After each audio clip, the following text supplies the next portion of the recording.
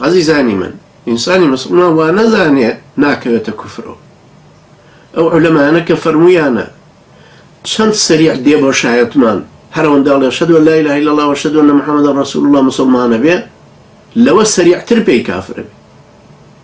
یەکێ کوفرێکە کاو تۆش بڵێ خۆمە ناکاتە کەلیمەیەکی شایەتمانەکە بەس پێی کافرەوی کە ڕازی بوونە بە کوفری ئەو.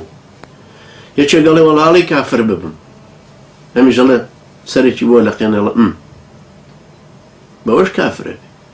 ئەو خەڵک گۆزانێ کافر بوون قۆچ لێ دەرهاتن و کلیک لێ ڕوانە.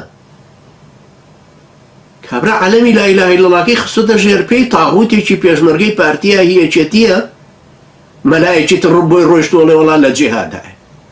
بابا ئەم دین گۆڕینە چۆن وا سەرەخرێ؟ ئەم دینی پێغەمبەرانە چۆن ئاوا سەرەخرێ ئەم هەموو بتەتان ڕاست کردوتە؟ فمن يكفر بالطاغوت ويؤمن بالله فقد استمسك بالعروة الوثقى.